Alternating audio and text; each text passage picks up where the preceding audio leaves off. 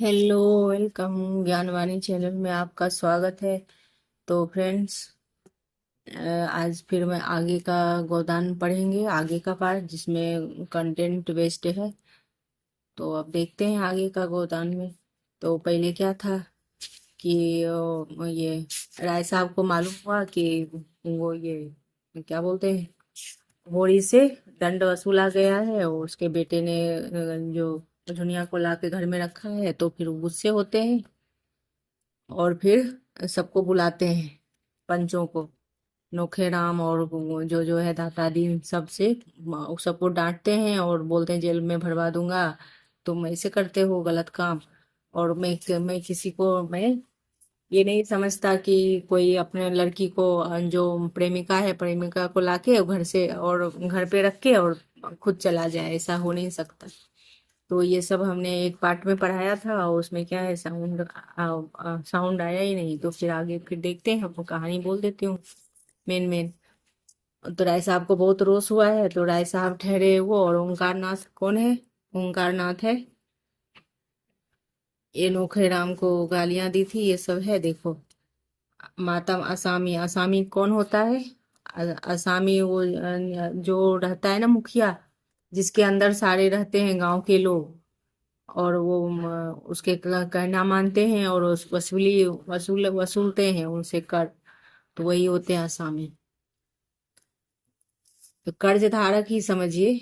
और उसका उसको जो मेन नेता होता है, उसके पास पैसा पहुंचाया जाता है कर के रूप में, तो वही है। तो ये 16 भाग हमने जो पढ़ाया था उसमें साउंड नहीं आया, तो फिर मैं आगे फिर देखती हूँ। तो वो सब डांटा है उसको।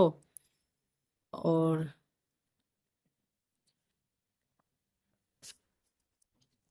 ये संपादक हैं ओंकार नाथ हैं।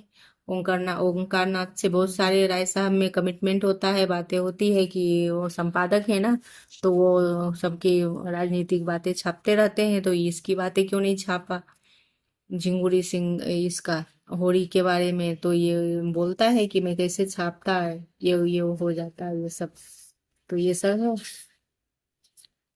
और इनकी पत्नी है गोमती, ओंकार नाथ, ओंकार नाथ की पत्नी गोमती है। तो इसके बारे में देखते हैं।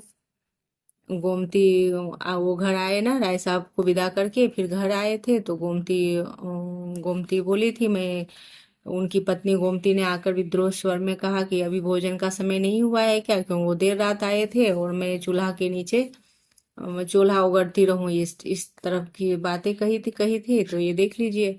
और गोमती दुखी, ये इसमें मेन पॉइंट यही है एग्जाम में आने लायक। ओंकार नाथ ने दुखी आंखें से पत्नी की ओर देखा और गोमती विद्रोह उड़ गई, ये सब है।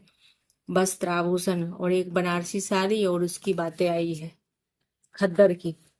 बनारसी साड़ी और खद्दर की बातें आई है, तो ये देख लीजिए मेन पॉइंट। ओंकार नाथ ने, ये यहाँ पर है। तो हमने क्लास में साउंड नहीं आया था और मैंने पूरी पढ़ा दिया फिर से, वो मैं हिम्मत नहीं हो रही है कि फिर से मैं सारा पढ़ाऊँ। तो क्या अंधेरे में उनके पास बनारसी साड़ी कैसे मंगा दें, ये सब है देखिए यहाँ पर। एक देखिए, ओंकार नाथ के और मराय साहब की बातें हो रही है, तो यहाँ से देख लेते हैं। बुद्धू है कहले, इनकी असहाय, तो ये है, अपनी पत्नी को कहने का क्या हक है? यह आशय की जाती है कि इस तरह आक्षेप करे उसका मुंह बंद कर दें। बेशक ऐसी खबरें छापते हैं ही, टिप्पणियां नहीं करते। सिर पर कोई आफत आ जाए, फूक फूक कर कदम रखने की इन काले कानूनों की ये है। मगर क्यों सांप में बिल में हाथ डालते, इसलिए तो उनके घर वालों को कष्ट ना उठाने पड़े और उनकी सहिष्णुता का कोई उन्हें पुरस्कार मिल जाए। क्या अंधेरा है, इनके पास रुपये नहीं है तो बनारसी साड़ी कैसे मंगा दे? डॉक्टर सेठ और प्रोफेसर भाटिया और ना जाने किसकी किसकी स्त्रियां बनारसी साड़ी पहनती हैं। तो किसकी किसकी बनारसी साड़ी पहनती है? तो डॉक्टर सेठ, ये देखिए इंपॉर्टेंट लाइन है। डॉक्टर डॉक्टर सेठ, प्रोफेसर भाटिया और ना जाने किस किस की स्त्रियां स्त्रियां बनारसी साड़ी पहनती हैं। और तो क्या क्या करें, उनकी पत्नी इन साड़ियों को अपने खद्दर की साड़ी से लज्जित नहीं करती। उनकी खुद तो यह आदत है कि किसी के बड़े आदमी से मिलने जाते तो मोटे से मोटे कपड़े पहन कर लेते, और कोई आलोचना करे तो मुंह मोड़ कर जवाब दे। और पत्नी में क्यों, क्या आत्माभिमान नहीं है क्या? क्यों दूसरे का ठाट बाट देख कर विचलित हो जाती है? तो यह है देशभक्त कि अपने भक्ति के सिवा क्या संपत्ति है, इसी में है। तो राय साहब सूचना का क्या उदात्त है।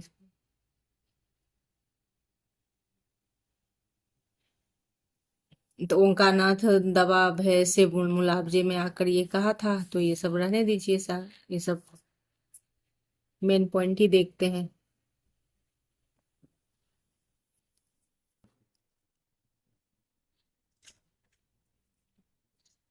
और ये गोमती के बारे में देख लीजिए। गोमती है वो ओंकारनाथ की पत्नी है। तो फिर गोमती वो बोलते हैं कि वो बोलते हैं कि आज मेरे को पैसे इनकम हुआ है। ओंकारनाथ, तो गोमती विश्वास ना आई, वो बोली झूठे झूठे हो, 1500 रुपये मिले हैं क्या? ओंकारनाथ बोलते हैं 1500 रुपये की बोनी हुई है, आज मेरा दिन कैसे? वो पूछती है कि कुछ हुआ है क्या? तो ओंकारनाथ ने मुस्कुराना पर उदास में, कौन उदास है? मैं तो, मुझे तो आज बहुत खुशी है, मैं अपने विवाह के दिन से भी ज्यादा खुश हूँ। मैं पत्नी से मजाक करते हैं, आज सवेरे 1500 रुपये बोहनी हुई है, भाग्यवान मुंह देखा था। कौन से भगवान का मुंह देखा था? 1500 रुपये। गोमती को विश्वास ना आया, बोली झूठे हो तुम, 1500 कहाँ मिल जाते हैं? 15 रुपये कहो तो मान भी लेती। नहीं तो नहीं नहीं, तुम्हारे सिर की कसम, 1500 सारे। अभी राय साहब आए थे और 100 ग्राहकों की चंदा अपनी तरफ से लेन देन की वचन दे गए हैं। तो गोमती का चेहरा उतर गया और मिल गए चुके थे, और राय साहब के वादे पक्के हो गए। किसी में मैंने किसी तालेकादार के वादे का पक्का नहीं है दादा। तालेकादार के कौन थे? एक एक साल भर मतलब नहीं मिलती, और एक साल भर तक तलब नहीं मिलती, और उसको छोड़ के दूसरे नौकर कर लेते। और ये गोमती का अनुभव था कि वो कैसे थे, कैसे होते हैं ऐसे लोग। मतलब राय साहब जैसे लोग, कि वो दादा के एक तालेकदार थे, नौकर थे, और साल भर तक तलब नहीं मिलती, और जब नौकरी उसने 2 साल तक पाई नहीं, और एक बार दादा गरम पड़े तो मारकर भगा दिया। अब मैं आज ही बिल माँ भेजता हूँ, तो भेजा करो, कहेंगे कि कल आना। तो ये सब है। ओंकारनाथ संशय में पड़ गए, ठीक तो है, कहीं राय साहब पीछे से मुकर गए तो? फिर वो जैसी कहानी बताई गोमती कि ऐसा होता है, पैसा मांगो तो मारते हैं। तो फिर राय साहब को भी डर, उसको ओंकारनाथ को भी डर लगा। फिर दिल मजबूत करके कहा ऐसा नहीं है, कम से कम राय साहब में इतना धोखेबाज नहीं है, मेरा वहाँ उनके यहाँ कुछ बाकी नहीं है। गोमती ने उसी संदेह भाव से कहा, इसी से तो मैं तुम्हें बुद्धू कहती हूँ। जरा किसी से सहानुभूति दिखी नहीं कि तुम फूल उठे। मोटे रईस हैं, उनके पेट में ऐसे कितने वादे हजम हो सकते हैं, कितने वादे करते हैं। अगर सब पूरा करने लगे तो भीख मांगने की नौबत आ जाए। मेरे गांव के ठाकुर साहब तो 2-2, 3-3 साल तक बनियों की हिसाब ना करते थे, नौकरों का वेतन के नाम पर देते लेते थे, और साल भर काम किया नौकर के वेतन मंगा कर निकाल दिया करते थे। और इसी नादी हिंदी के स्कूल से उनके लड़के के नाम कट गए थे।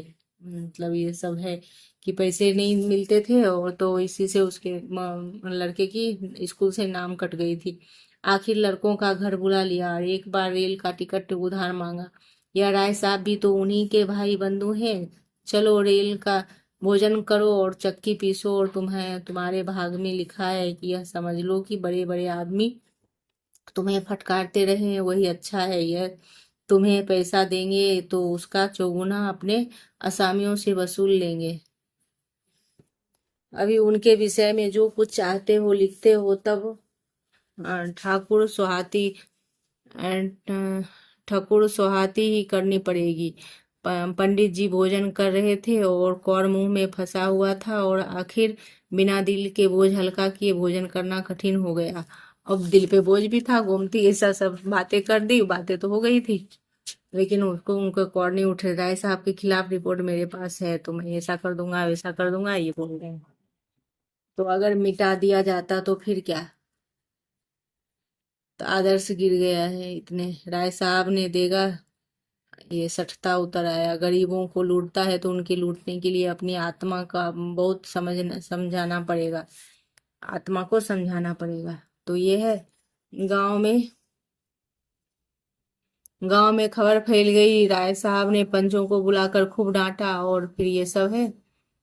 और ये तब ये 17वां भाग में आगे है कि वो पहले शुरू में इसमें था कि सबसे जुर्माना लिया था पंचों से, जो होरी को परेशान किया था, सबसे जो फिर से लिया पैसा। तो फिर ये जुनिया क्या बोलते हैं, धनिया धनिया खुश हो गई है। अब वो घर गांव गांव में घूम के बोल रही है, भगवान ये है कि हाथ पांव ये सब, धनिया कलेजा शीतल हो गया, और घूम घूम कर गांव में वो बोलती फिरती थी, तमाचा लग गया सबका।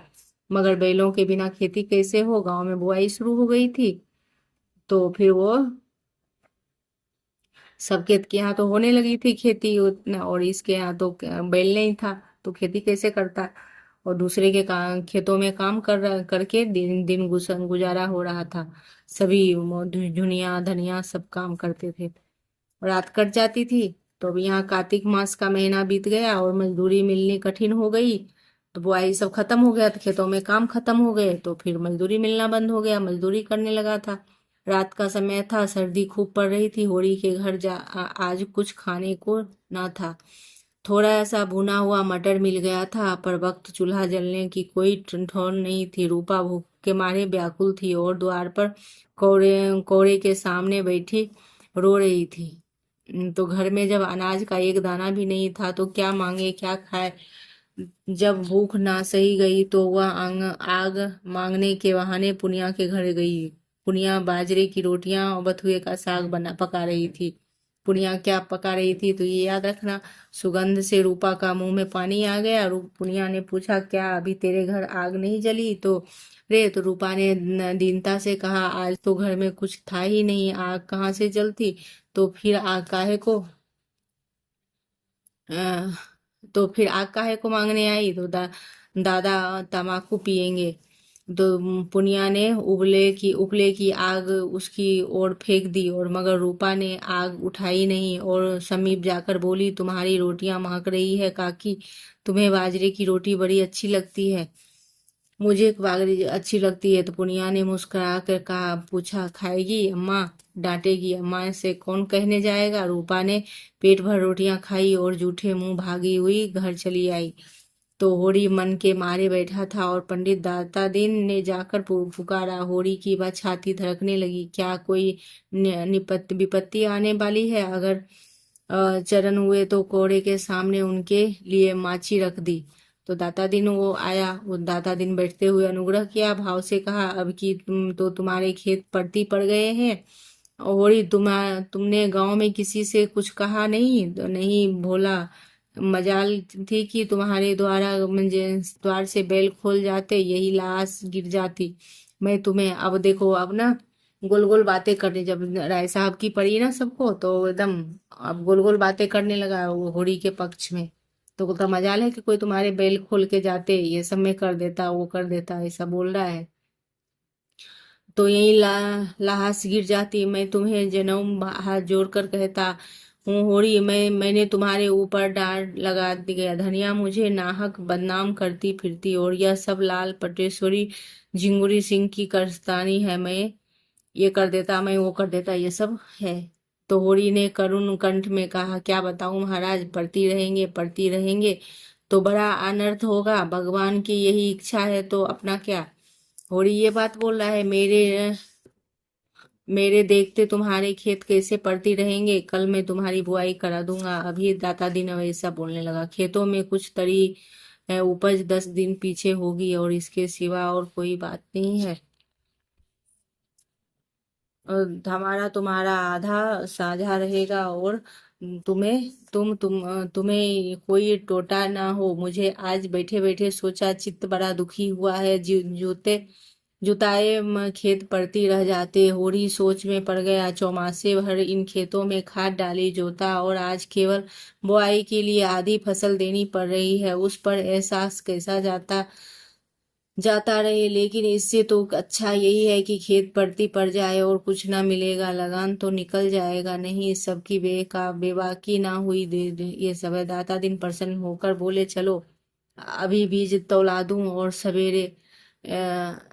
सवेरे का झंझट रहे, रोटी तो खा ली है ना। होरी ने लजाते हुए आज घर में चूल्हा न जलने की कथा कही। दाता दिन मीठे उलाहने के भाव से कहा, अरे तुम्हारे घर में चूल्हा नहीं जला? तुमने मुझसे कहा क्यों नहीं? अब तुम्हारे बैरी नहीं थे, इसी बात से तुमने मेरा भी जी कुड़ता है। अरे भले आदमी, आज लाज शर्म कौन सी बात है? ये सब है देखो, घोड़ी के यहाँ चूल्हा नहीं जली, सब भूखे थे। और छोटी बच्ची को सहन नहीं हुआ तो वो अपने चाची के पास सीख के जाके बहाने गई। कैसी दीनता था। आधा घंटे में होरी का मन भर जौ और टोकरा सर पे आया। और घर में अब देखिए, तुम शूद्र हुए तो क्या, हम ब्राह्मण हुए। दाता दिन ब्राह्मण था, तो हम सब एक ही घर के तो दीन हैं। अब ऐसी देखो, ऐसी कृपा हो गई। कौन जाने कल मेरे ऊपर संकट आ जाए। और ये तो फिर चलो अच्छा हुआ, चलो बैंग ही के साथ तुम्हें मन दो मन अनाज खाने को मैं तौला दूं। आधा घंटे में होरी के मन भर जौ टोकरा सिर पर रखे आ गया और चक्की चलने लगी। धनिया रोती थी और सोना के साथ अ, जौ पीसती थी। भगवान उसे किस कुकर्म का दंड दे रहा है। दूसरे दिन बुआई शुरू हुई। होरी का सारा परिवार इस तरह काम में जुटा हुआ मानो सब कुछ अपना ही है। कई दिन के बाद सिंचाई भी इसी तरह। दाता दिन को सेत मैत में मजूर मिल गई। कभी कभी उनका लड़का माता दिन भी घर में आने लगा। और जवान आदमी था तो बड़ा रसिक और बातचीत का मीठा। दाता दिन जो कुछ देखिए, माता दिन का बेटा दाता दिन था, ये ध्यान में रखना है। और फिर इसी को तो वो खेती करने लगा तो उसकी भी खेती होने लगी, और उसके घर में भी दाता दिन का भी खेती इसके मजदूरी से होने लगा। तो एक चमारिन, उसके पहले ही से बात था कि एक चमारिन था, उसकी आसनाई हो गई थी, इसलिए अभी तक ब्याह नहीं हुआ था। उस रहती थी अलग थी, पर सारा गांव रहस्य जानते हुए कुछ ना बोल सकता था। हमारा धर्म, हमारा भोजन पवित्र रहे, फिर हमारे धर्म पर कोई आंच नहीं। रोटियां डालकर अधर्म से हमारी रक्षा करती है। आज साझे की होती तो खेती होने से माता दिन को जुनिया से बातचीत करने का अवसर मिलने लगा। अब उसके घर आना जाना हुआ तो जुनिया, वो माता दिन उससे बातें करने लगा। ऐसे दाव आता तब घर में जुनिया सिवाय कोई ना होता, तो कभी किसी बहाने से जुनिया रूपवती ना थी, लेकिन जवान थी और चमारिन प्रेमिका से अच्छी थी। कुछ दिन शहर में रह चुकी थी। पहनना ओढ़ना ये सब दुनिया को बोलना चालना जानती थी। लज्जाशील थी। स्त्री का सबसे बड़ा आकर्षण है लज्जा। तो माता दिन कभी कभी इसके उसके बच्चे को गोद में ले लेता था और ये सब है। तो एक दिन उसने झुनिया से कहा कि तुम क्या देखकर गोबर से साथ आई झुना? झुनिया ने लजाते हुए कहा, भाग खींच लाया महाराज, क्या कहूँ। माता दिन दुखी मन से बोला, बड़ा बेवफा आदमी है, तुम जैसी लक्ष्मी को छोड़कर भाग गया। ऐसी मीठी मीठी बातें करने लगा माता दिन। और ये माता दिन दाता दिन का प्रश्न बीवाईक्यू में आ चुके हैं। तो चंचल स्वभाव का आदमी है, इसी तरह मुझे मुझे शंका होती है कि कहीं और ना फंस गया हो। ऐसे आदमियों को तो गोली मार देना चाहिए। आदमी का धर्म है जिसकी बाह पकड़े उसे निभाए। या क्या कि आदमी जिंदगानी खराब कर दे, दूसरा घर ताकने लगे। युवती रोने लगी। माता दिन ने इधर उधर ताक कर उसका हाथ पकड़ लिया, समझाने लगा, तुम उसकी क्यों परवाह करती हो? जूना चला गया तो चला जाने दो, तुम्हारे लिए तो किस बात की कमी है?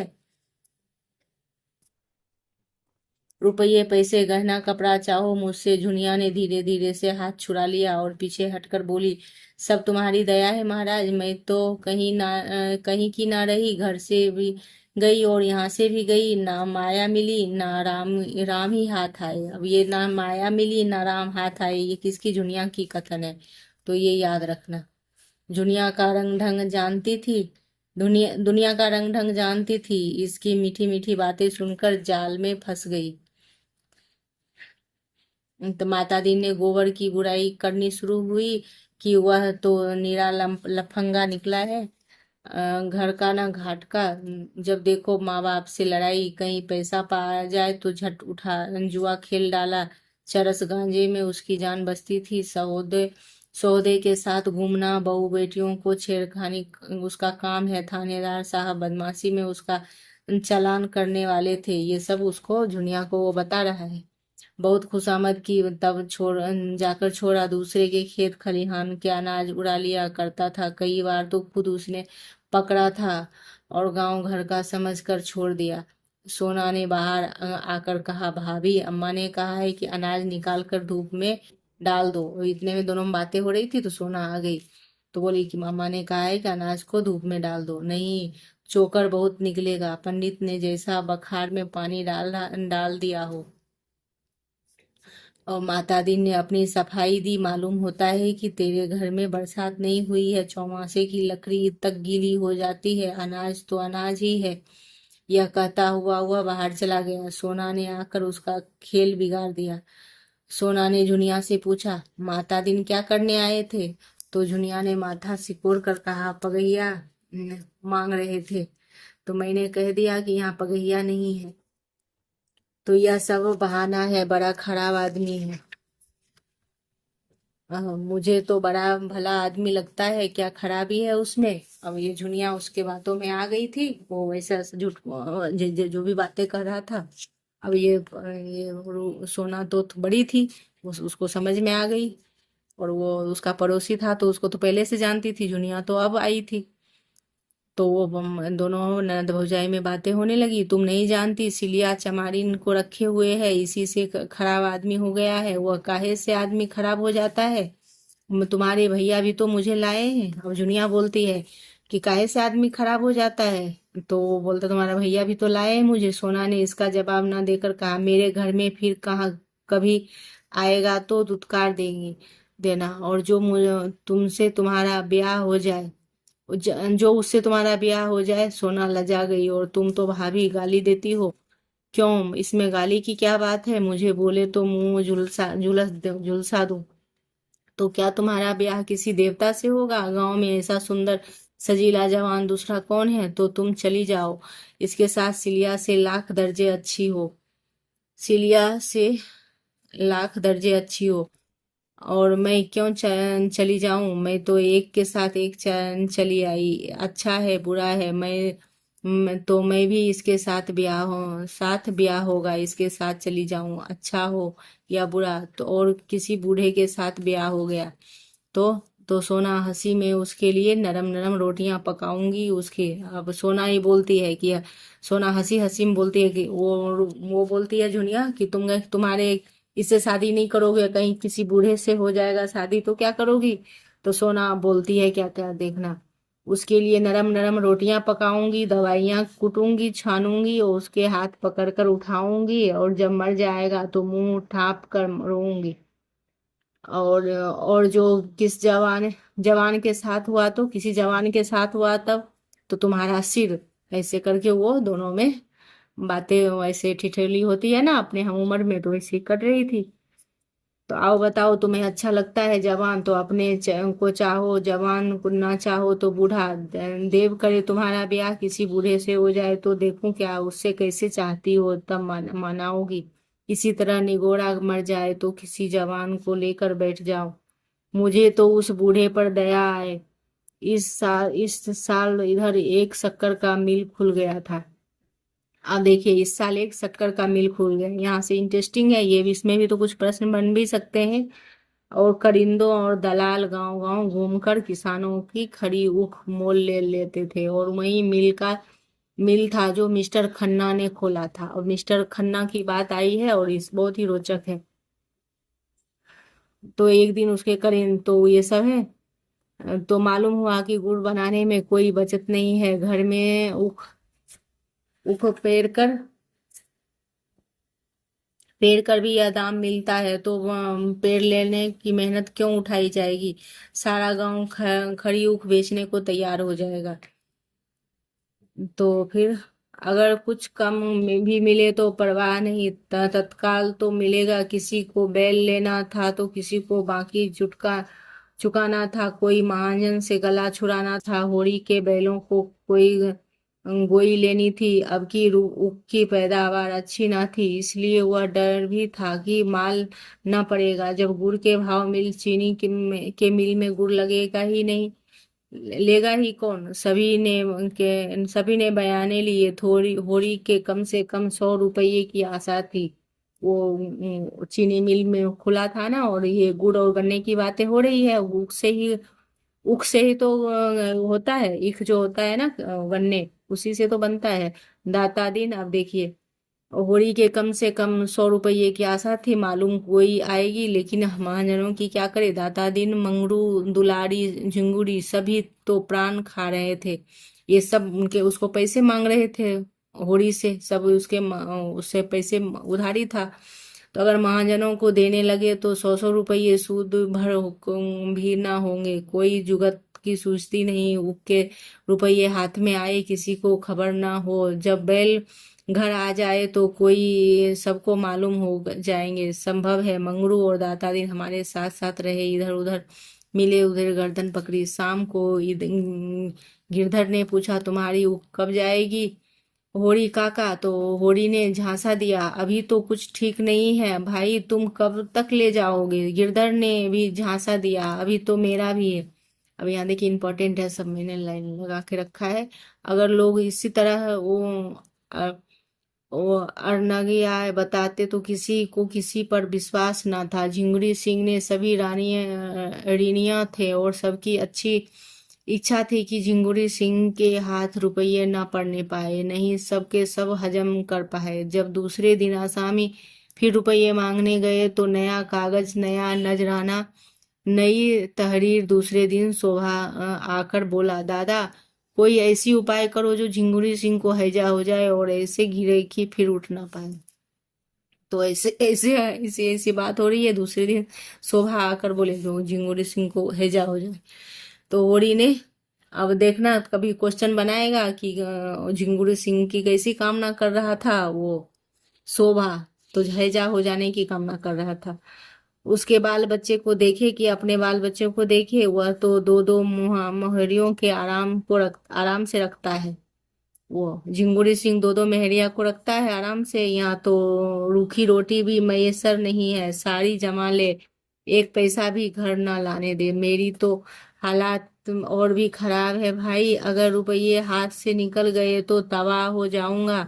गोई बिना तो काम ना चलेगा। अभी तो 2 दिन 2-3 दिन ऊख ढोते चले लेंगे लगेंगे। ज्यों ही सारी ऊख पहुंच जाएगा, जमादार से कहे कि भैया कुछ ले ले, मगर ऊख झटपट तौल दे, दाम पीछे देना। इधर झिंगुरी से कह देंगे अभी रुपये नहीं मिले। होरी ने विचार करके कहा, झिंगुरी सिंह हमसे तुमसे कई गुना चतुर है। शोभा जाकर मुनीम से मिलेगा और उसी से रुपये ले लेगा। हम तुम ताकते रह जाएंगे। किस खन्ना बाबू का मिल, उन्हीं खन्ना बाबू की महाजनी कोठी भी है, दोनों एक है। खन्ना, अब मिल किसकी है? खन्ना की है, ये ध्यान में रखना है।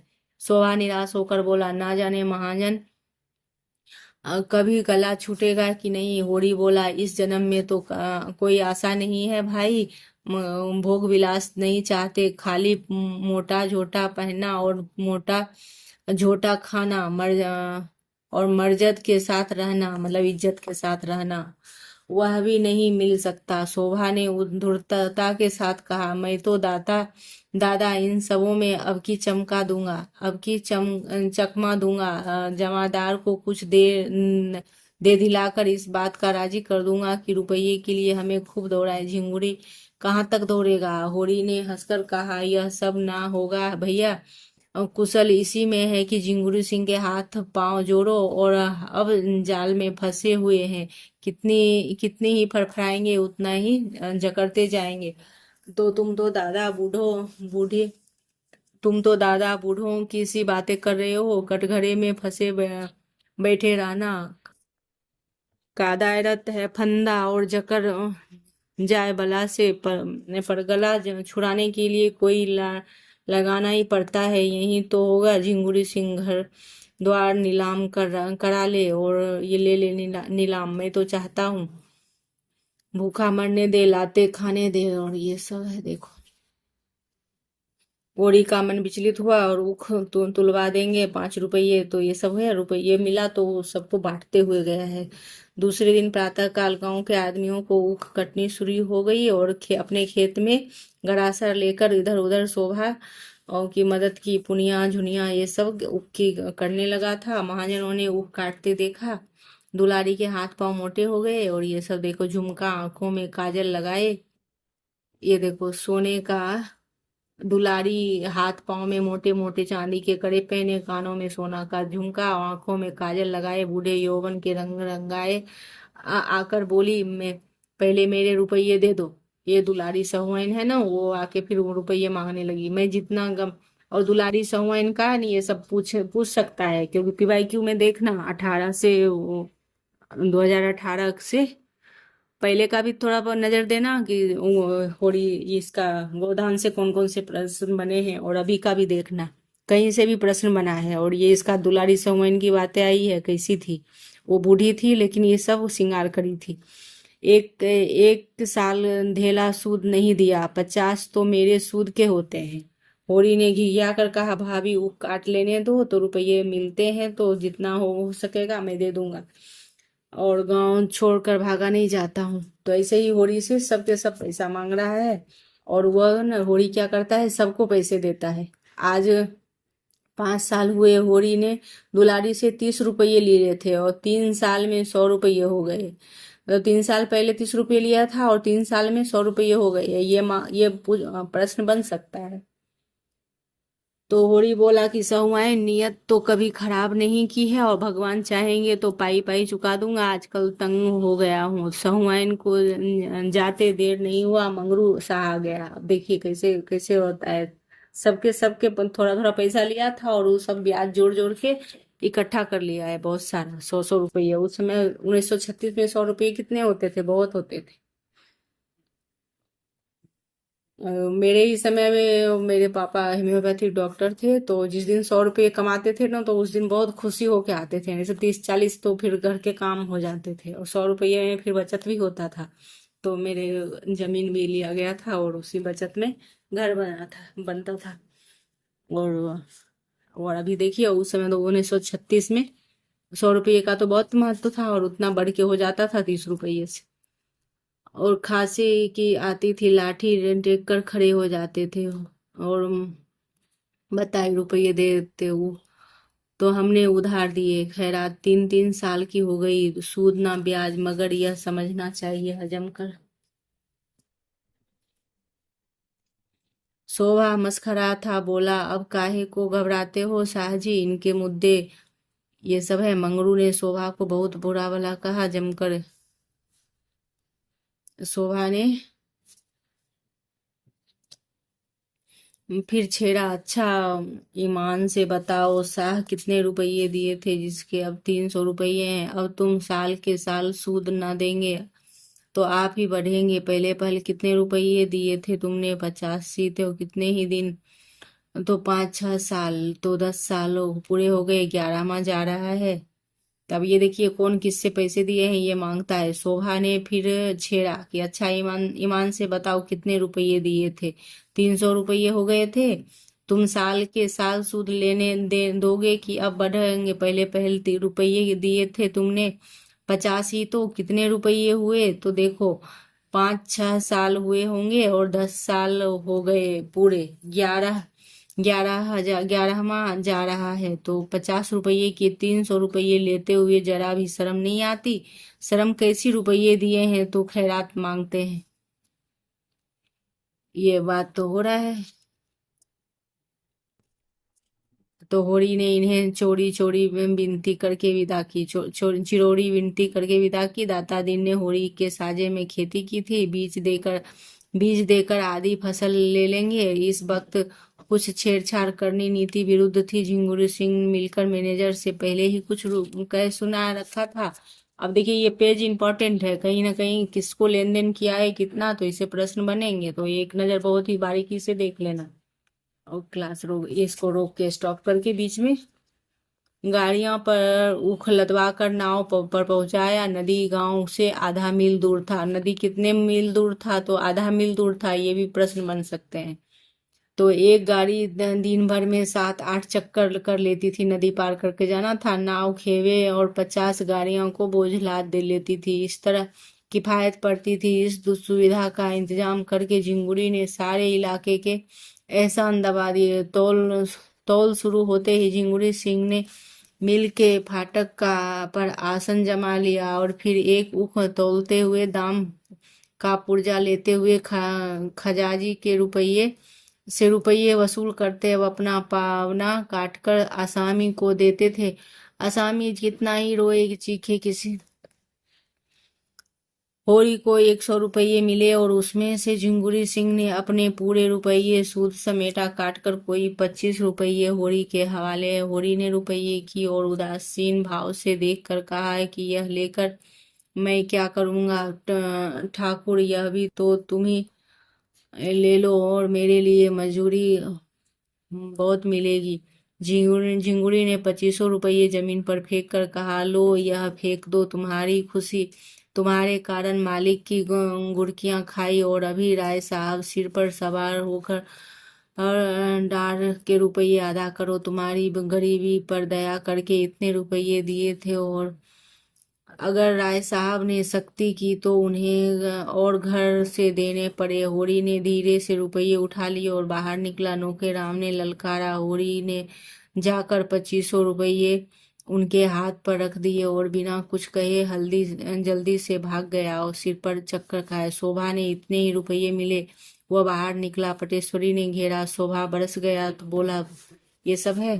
पटेश्वरी ने गर्म होकर कहा कि उख, तो इतना है नहीं इम्पोर्टेंट है ये सब रुपये, सब उससे जितना पैसा मिला था उससे सब अपना अपना मांग रहा था। पटेश्वरी ने बिगड़ा कहा, रुपये? शोभा हाथ जोड़कर, आज ही अभी इतना चाहो बहक लो, एक रपट में जाओगे 6 महीने, पूरे 6 महीने की, ना एक दिन में बेस ना एक दिन में कम। यह जो नित्य जुआ खेलते हो एक रपट में ही निकल जाएगा। मैं जमींदार का महाजन का नौकर नहीं हूँ सरकार। तो ये सब पटेश्वरी आगे बढ़ के बोला। शोभा और होरी कुछ दूर चुपचाप चले गए। तो ये सब में बातें हो रही है, वही पैसा का छिटा कसी। फिर होरी घर आता है, मुंह लटका के आता है। धनिया ने पूछा, कितने तौले हुए हैं? तो 120 मिले और अब सब रुपये लुट गए, थैला भी नहीं बचा। धनिया सिर के पांव तक भस्म हो गई और मन में ऐसा उद्वेग उठा कि माना मुंह नोच बोला, तुम जैसे गंवार आदमी भगवान ने क्यों रचा है? मिलते तो उनसे पूछती, तुम्हारे साथ सारी जिंदगी तलक हो गई, भगवान मौत नहीं देते। और धनिया ये सब सबको दे दिया, सब मांग रहा था होरी को।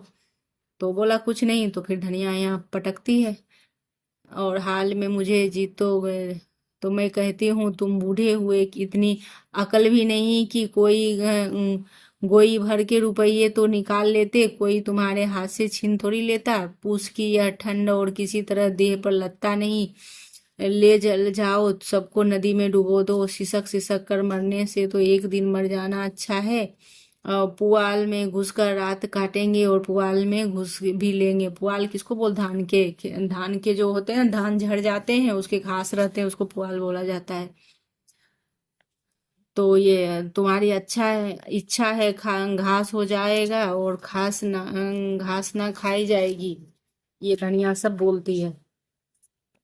तो यह कहते कहते मुस्कुरा पड़ी। इतनी देर में उसकी समझ में बात आ गई, आने की लगी। महाजन जब सिर पर सवार हो जाए तो, अब गुस्से से तो वो बोल रही थी, फिर बोलते बोलते समझ में आया कि महाजन जब सिर पर रहते हैं तो लगता है कि अपना जान भी ले ले तो अच्छा है, लेकिन जान छोड़ दे, अपने शरीर का कुछ भी ले ले, मतलब ऐसा जान छोड़ दे ऐसा लगता है।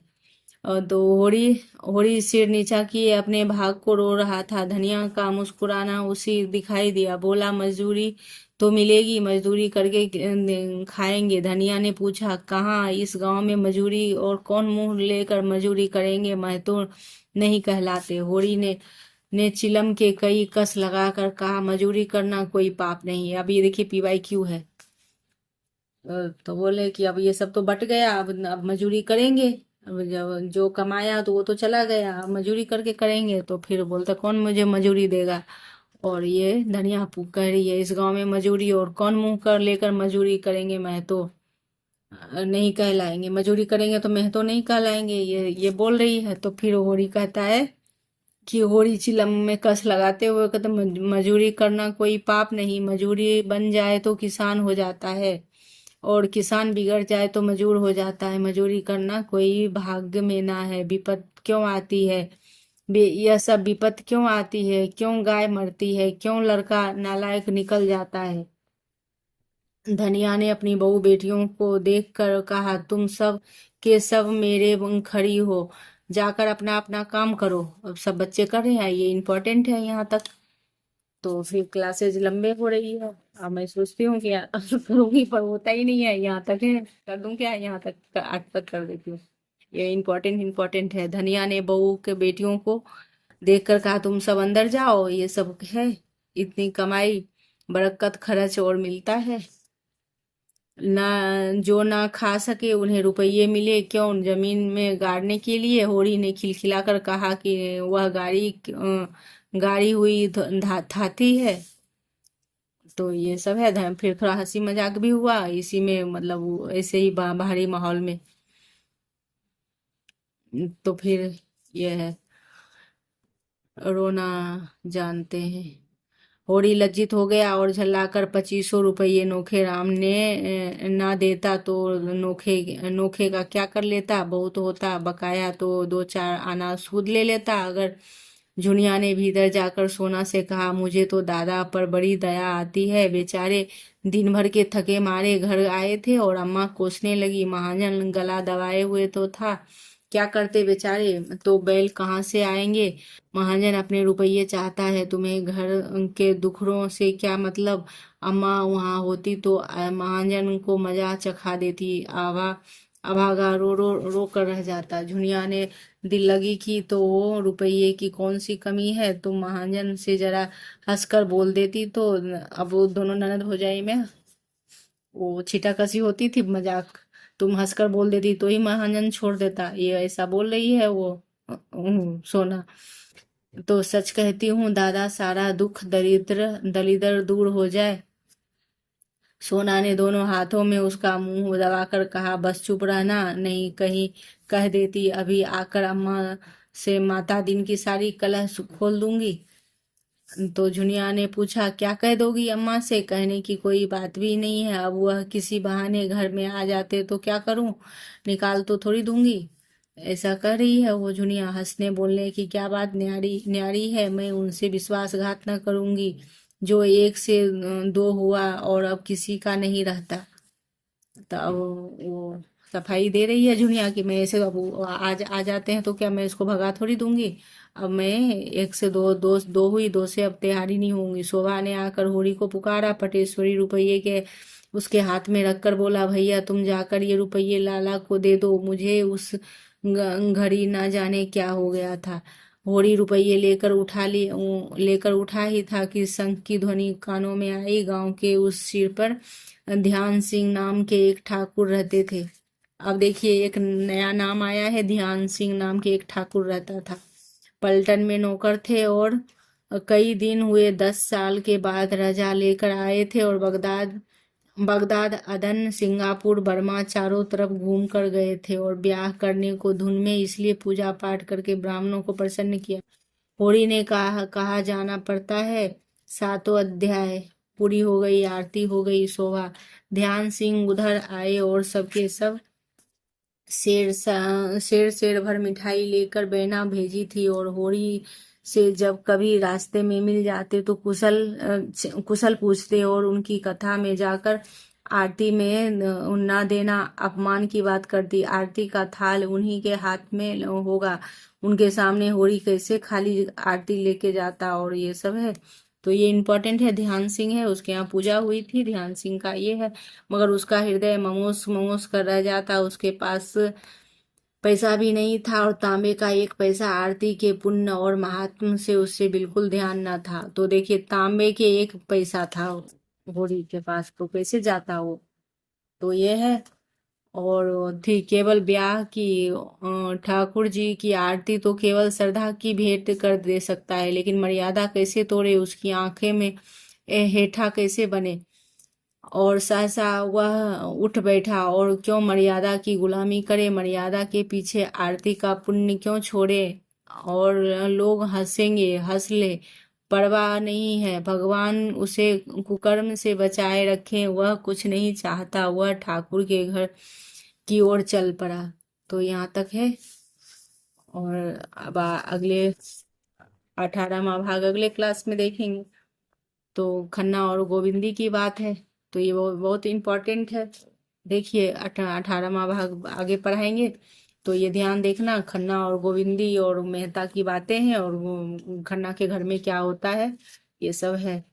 और कैसी ये है तो अगले क्लास में पढ़ाएंगे कल। तो क्लास कैसी लगी ये